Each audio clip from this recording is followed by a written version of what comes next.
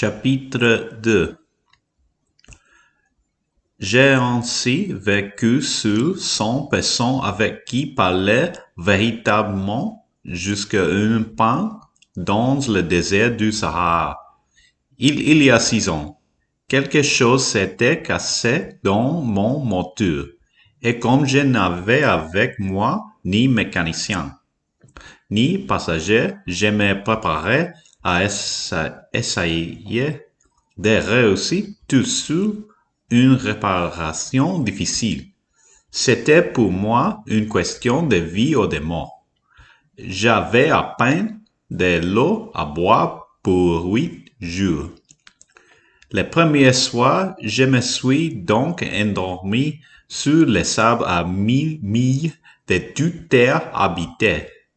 J'étais bien plus isolé qu'un naufragé sur un radeau en milieu de l'océan. Alors vous imaginez ma surprise au lever du jour quand une drôle de petite voix m'a réveillé. Elle disait, « S'il vous plaît, dessinez-moi un mouton. » Rien. « Dessinez-moi un mouton. » J'ai sauté sur mes pieds comme si j'avais été frappé par la foudre. J'ai bien frotté mes yeux, j'ai bien regardé, et j'ai vu un petit bonhomme tout à fait extraordinaire qui m'y considérait grave. Voilà les meilleurs portraits que plus tard j'ai réussi à faire de lui. Mais mon dessin, bien sûr, est beaucoup moins ravissant que les modèles. Ce n'est pas ma faute. J'avais été découragé dans ma carrière de peintre par les grandes personnes à l'âge de 6 ans et je n'avais rien appris à dessiner sauf les bois fermés et les bois ouverts. J'ai regardé dans cette apparition avec des yeux tournants de d'étonnement. N'oubliez pas que je ne me trouvais à 1000 milles de toute région habitée, où mon petit bonhomme ne me semblait ni égaré, ni mort de fatigué, ni mort de faim, ni mort de soif, ni mort de peur.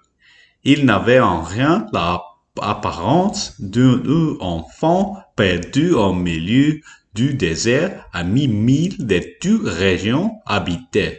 Quand j'ai réussi enfin à parler, je lui dis, « Mais qu'est-ce que tu fais là? » Et il me répétait alors, tout doucement, comme une chose très sérieuse, « S'il vous plaît, dessine-moi un mouton. »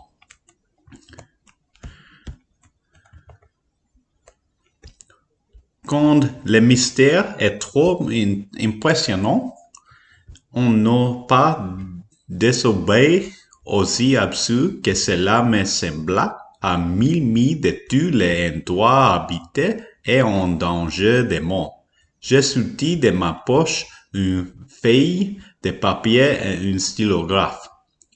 Mais je me rappelais alors que j'avais surtout étudié la géographie, l'histoire, le calcul et la grammaire, et j'ai dit au petit bonhomme, avec un peu de mauvaise humeur, que je ne savais pas dessiner. Il me répondit, « Ça ne fait rien, dessine-moi un mouton. » Comme je n'avais jamais dessiné un mouton, je refis pour lui l'un des 2 dessins dont j'étais capable. Celui du bois fermé, et je fus stupéfait d'entendre le petit bonhomme me répondre. Non, je ne veux pas d'un éléphant dans un bois c'est très dangereux. Et un éléphant, c'est très encombrant. Chez moi, c'est tout petit. J'ai besoin d'un mouton. Dessine-moi un mouton. Alors, j'ai dessiné. Il regarde attentivement, puis, Non, celui-là est déjà très malade. Fais-en un autre. J'ai désigné.